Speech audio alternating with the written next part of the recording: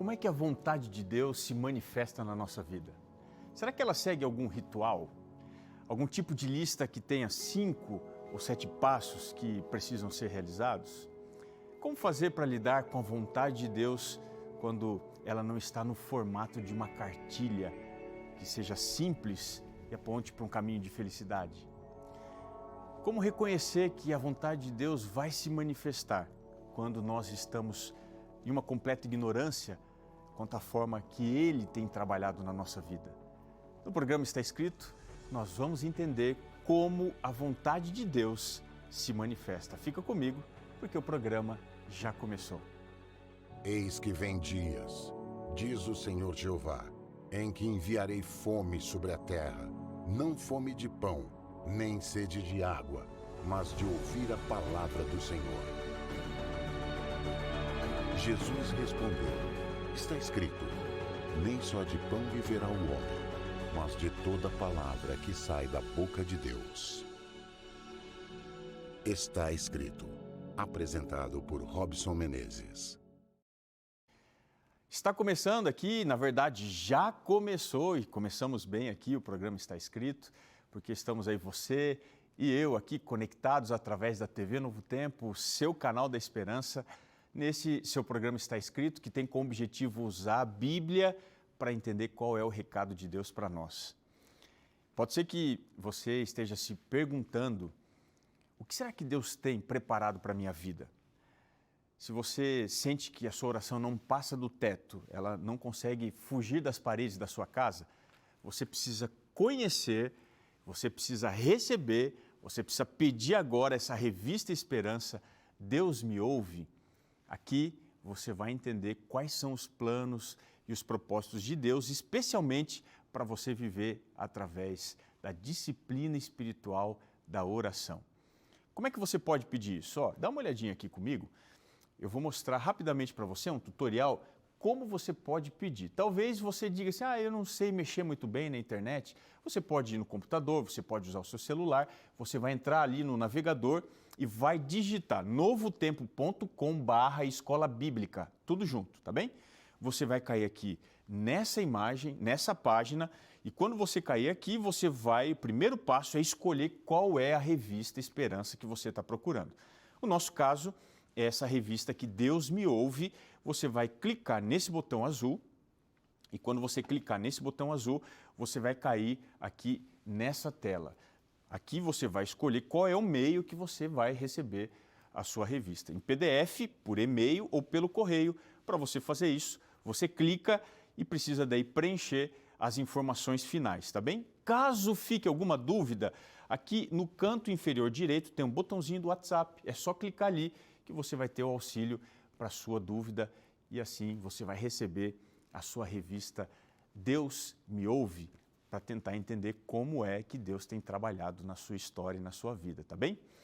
Eu vou agora já entrar com você no tema de hoje, que é o tema que fala sobre uma vontade milagrosa. Existe algo sobrenatural por detrás da vontade de Deus. E o que é isso? Como é que a vontade de Deus se manifesta na nossa vida? Será que ela segue algum ritual? Será que tem algum tipo de lista com 5 ou 7 passos para que ela seja realizada? Como é que eu posso fazer para lidar quando a vontade de Deus ela não está no formato de uma cartilha da felicidade? Como reconhecer que a vontade de Deus ela vai se manifestar mesmo eu estando numa completa ignorância quanto à forma que Deus trabalha? Bom, é aqui que a gente precisa entender uma coisa. A vontade de Deus não trabalha seguindo a nossa ótica, ou seja, a forma que nós usamos para fazer as coisas. Porque Deus é especialista em nos surpreender, mas isso positivamente. Mesmo que pareça estranha aos nossos olhos, a vontade de Deus sempre traz algo extraordinário, positivo para nós. O estudo pediu a voluntários para que eles se sentassem em salas vazias durante 15 minutos e que eles ficassem apenas sozinhos com os seus pensamentos em silêncio. O único estímulo que era possível dentro da sala era um botão que eles podiam apertar, mas que aplicava um choque elétrico. Ou seja, ou você ficava quieto, em silêncio, ou você tomava um choque.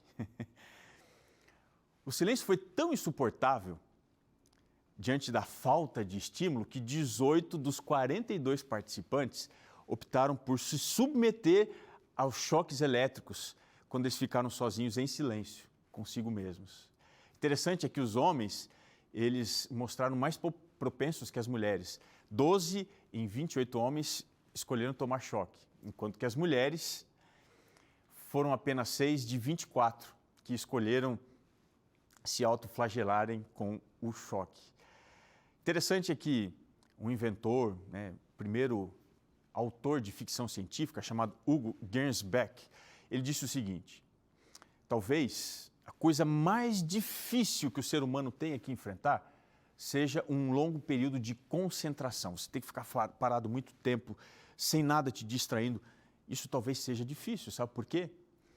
Porque o silêncio, ele é um grande termômetro para medir o nosso nível de felicidade, de completude e de propósito. Nós nos cercamos de tantos ruídos, às vezes, apenas para não ouvir a voz do silêncio, que traz a realidade diante dos nossos olhos, diante da nossa mente. O problema é que o foco intenso nas coisas erradas, ele pode nos criar a ilusão de que estas coisas são necessárias. O ruído que entorpece parece ser mais útil que o silêncio que cura. A tentação, então, de entupir os ouvidos e a mente com uma falsa realidade tem sido grande demais para suportar, especialmente aqueles que não querem de forma alguma ter que encarar a sua triste realidade.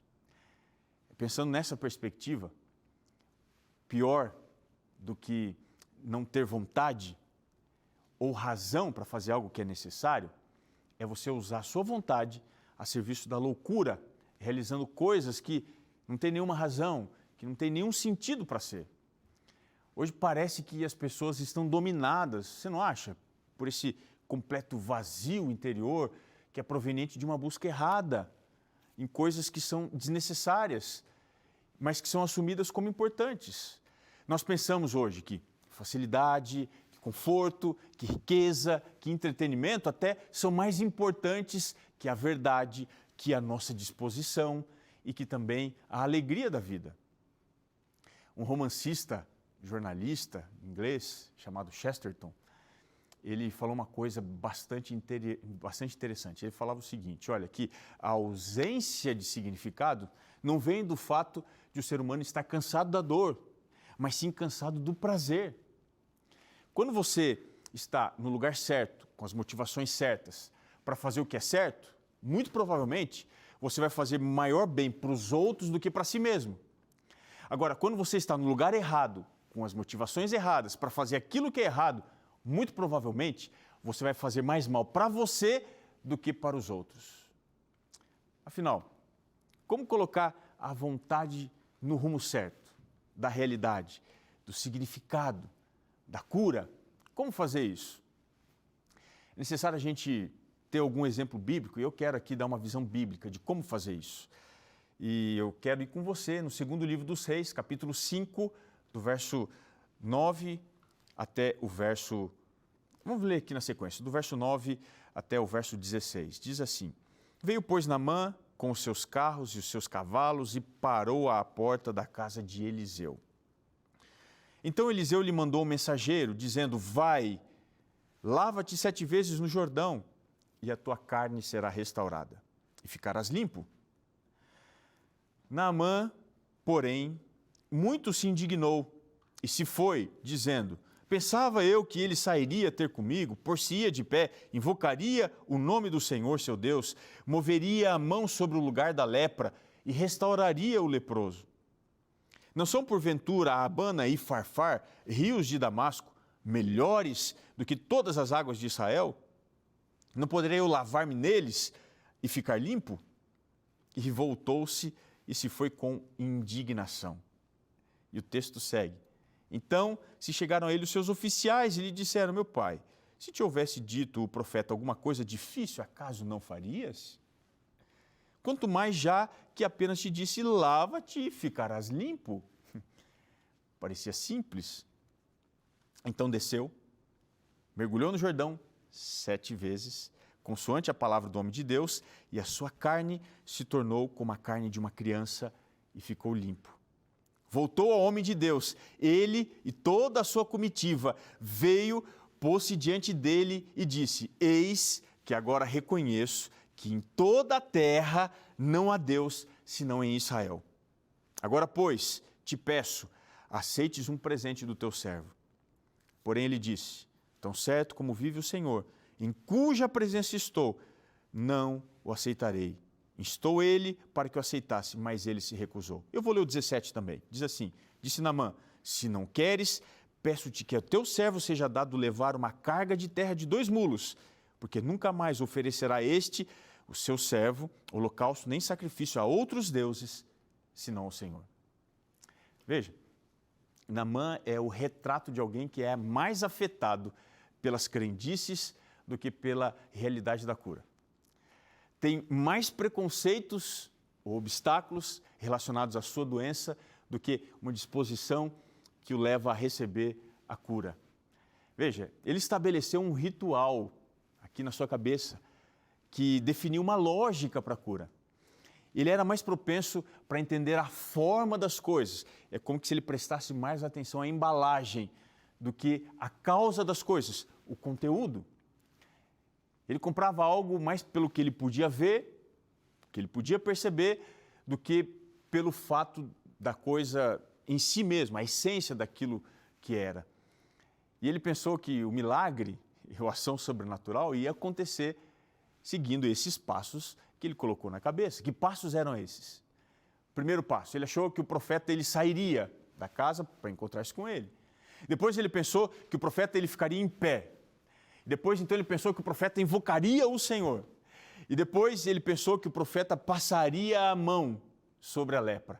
E finalmente ele imaginava que o leproso seria restaurado. Olha só a sequência de 5 passos. Deixa eu analisar com você detalhadamente cada um deles. Por que o profeta, na cabeça de Naamã, precisava sair? Bom, o pensamento de Naamã compreendia a ação do sobrenatural dentro de uma perspectiva circunstancial. O que isso significa? Para ele, a ação de Deus dependia de alguns fatores para acontecer, especialmente de algo como o fator presencial. Para ele, o milagre para acontecer era necessário que o profeta estivesse presente, que o profeta estivesse próximo. Essa visão, ela pode ser percebida naqueles que têm a sua compreensão das coisas espirituais ligadas à matéria. Quem são essas pessoas? Para essas pessoas, Deus só faz algo que esteja conectado ao mundo físico. É aquela história de ver para crer. Para essa percepção, Deus depende de fatores concretos para fazer coisas abstratas e espirituais. A palavra de Deus mostra que Deus pode fazer tudo a partir do nada, ou seja, Ele não vai precisar de algo, Ele não vai precisar de alguma coisa para que Ele faça a sua vontade se cumprir. A sua vontade, ela não necessariamente se manifesta apenas, ou quem sabe até primeiramente, em coisas que nós compreendemos, que estão próximas. Deus também usa coisas que nós não podemos reduzir, sabe? Tocar, ver, perceber, e que estão além da nossa capacidade mental, além da nossa capacidade espiritual, além da nossa capacidade física. Deus sempre vai além do que nós pensamos, além do que nós admitimos. A vontade de Deus, ela sempre está além da nossa. Deus, Ele não nos apresenta a sua vontade em fórmulas. É claro que Ele tem uma vontade que é soberana e que serve para todo mundo, mas isso não significa que a sua vontade sempre vai o levar a tratar a todos da mesma forma. Quem é pai sabe disso e tem mais de um filho. Bom, para uns, Deus faz agora. Para outros, Deus vai fazer depois. É por essa razão que a forma com que a vontade de Deus trabalha, ela pode, com frequência, nos frustrar. Da mesma maneira que Naamã ficou frustrado porque não foi recebido pelo profeta. Então, para ele, o profeta precisava sair. Mas tem uma segunda coisa. Mais do que sair, o profeta tinha que ficar em pé. Por que o profeta tinha que ficar em pé? Essa expectativa de Naamã demonstra que ele esperava da parte do profeta uma exaltação da sua autoridade, no contexto do milagre. O Naamã estava acostumado com altivez, pessoas que demonstravam a sua superioridade, porque ele lidava com reis, ele lidava com governantes.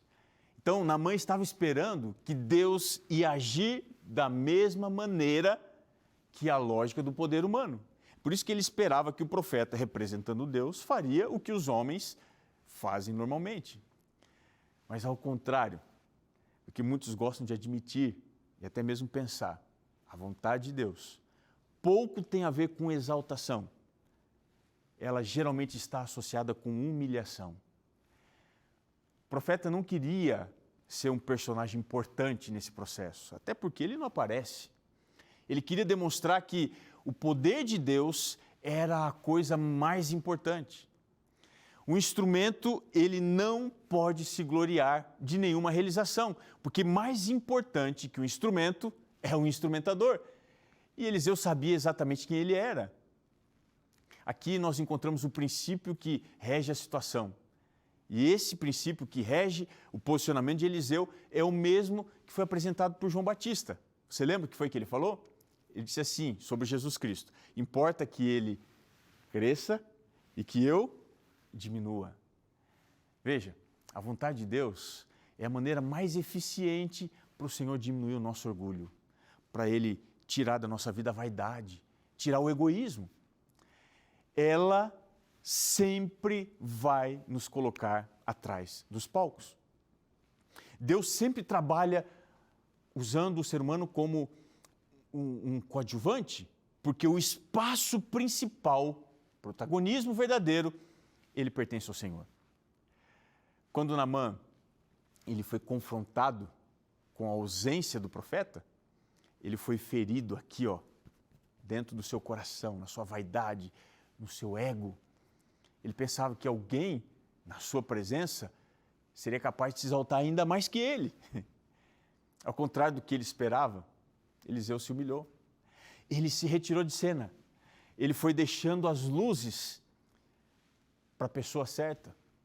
Ele queria chamar a atenção para Deus. Ele não queria chamar a atenção para si. Foi por isso que a vontade de Deus, através dessa história, ela ensina que ela trabalha sempre colocando cada pessoa dentro do contexto e do lugar certo. Terceira coisa que Naamã esperava que o profeta invocasse o nome do Senhor. Mas por que o profeta iria invocar o nome do Senhor? Essa expectativa de Naamã mostra que o milagre, ele, na perspectiva dele, acontecia dentro de uma liturgia. O que isso significa? Que ele precisava cumprir uma lista de obrigação. Você tem que fazer isso, isso, isso, para que aquilo aconteça.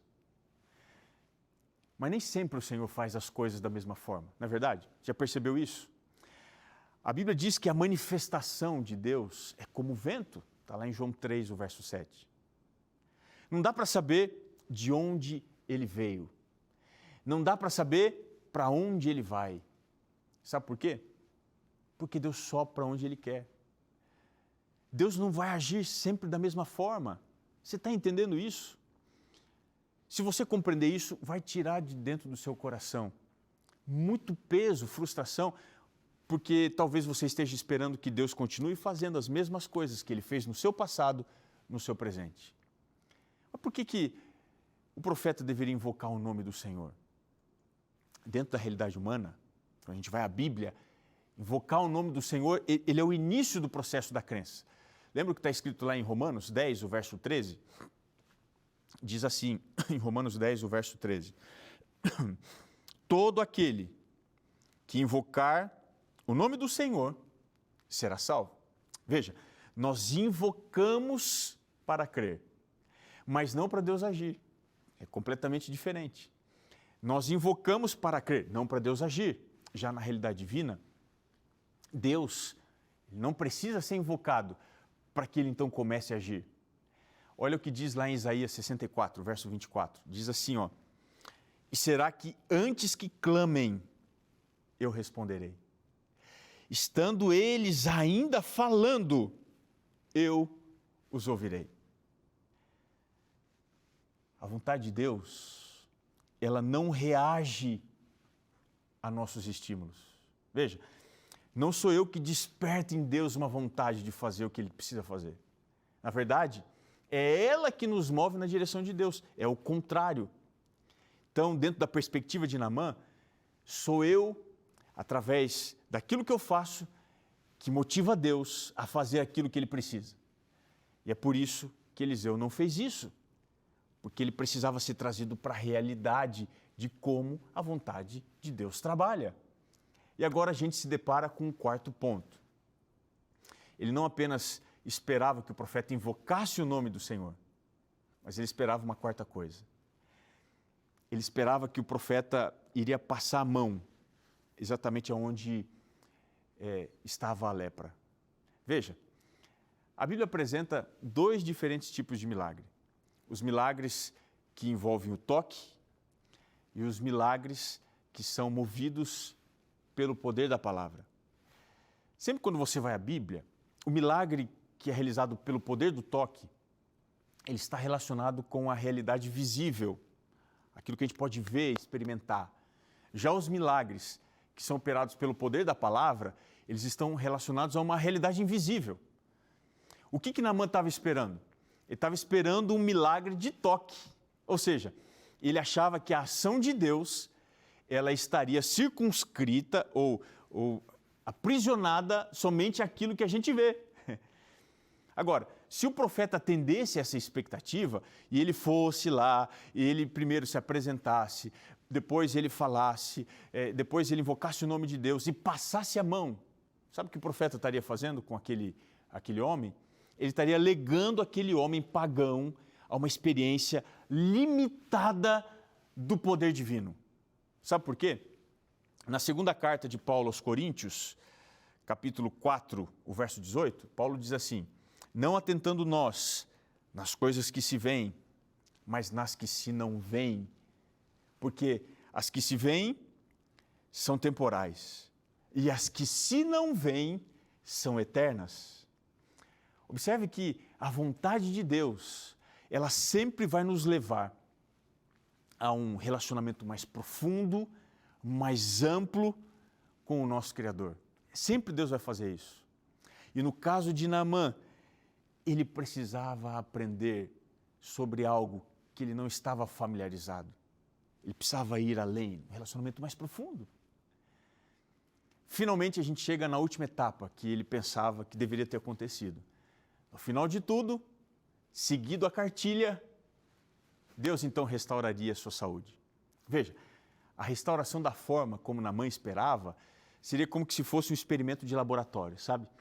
Se ele tivesse obedecido todos os passos, seguido pelos meios corretos, Deus então, quando a gente faz aquilo que precisa ser feito, seguindo os meios, sempre a gente vai alcançar a coisa certa. Independente da circunstância, independente de quem quer que sejam as pessoas, mas olha, a vontade de Deus, ela não trabalha assim. A vontade de Deus, ela não é uniforme. Ela não trabalha só de um jeito, ela não é unilateral, ela não trabalha só dentro de uma realidade.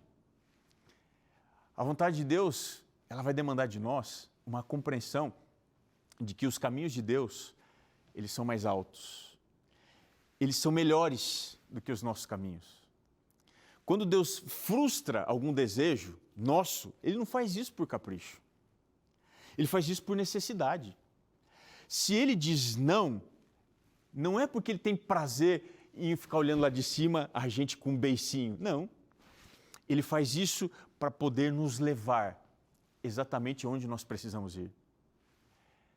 Exatamente por isso que Ele não nos atende onde nós estamos e da maneira que nós esperamos.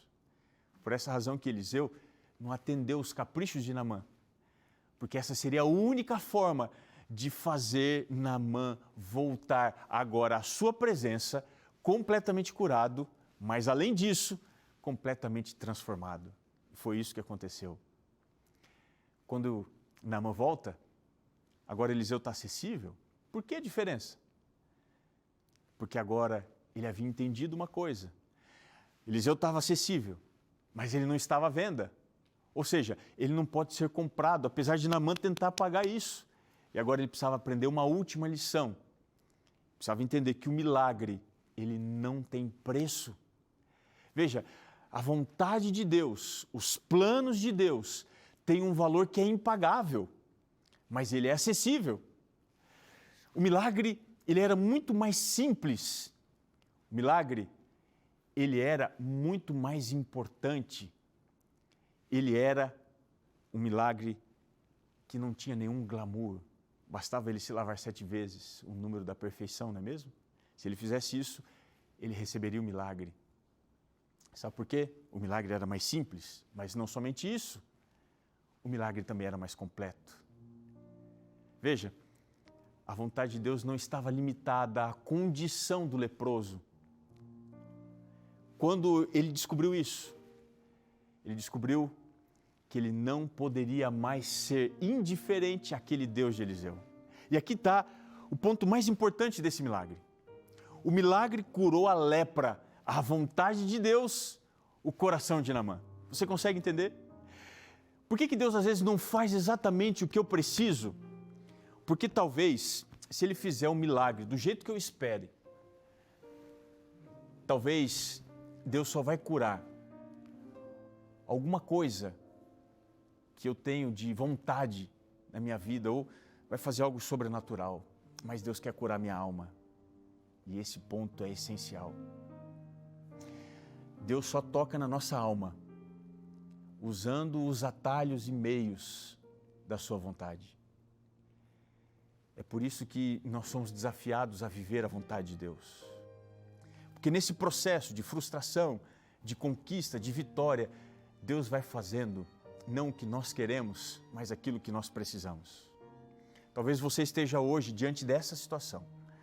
Você quer uma coisa, mas Deus não está te concedendo. Não é porque Ele quer te ver infeliz, mas porque Ele quer fazer um milagre maior, mais completo para você, para sua família. Talvez uma parte do futuro, que para nós seres humanos é desconhecida, para Ele é o ponto da virada, é o ponto mais necessário. Então, nesse instante, o que você precisa é compreender o que Naamã só foi entender depois. Então, a gente precisa fazer a oração de Naamã. Senhor, se necessário for, frustre os meus planos, para que a sua vontade não cure apenas a lepra do meu pecado, mas ela cure o vazio do meu coração. Vamos orar?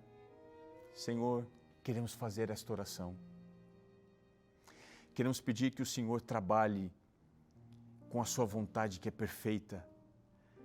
Se necessário for frustrar alguma coisa que nós tanto esperamos, que a gente perceba finalmente que a tua providência vai além, atendendo aquilo que nós necessitamos de fato. Nós nos apresentamos a Ti e pedimos que esse milagre seja feito nesse momento. Oramos em o nome de Jesus. Amém. Chegamos ao fim do nosso programa, mas eu quero terminar lembrando você que está escrito que nem só de pão viverá o homem, mas de toda palavra que procede da boca de Deus. Um abraço e eu espero você no nosso próximo encontro aqui no seu programa Está Escrito.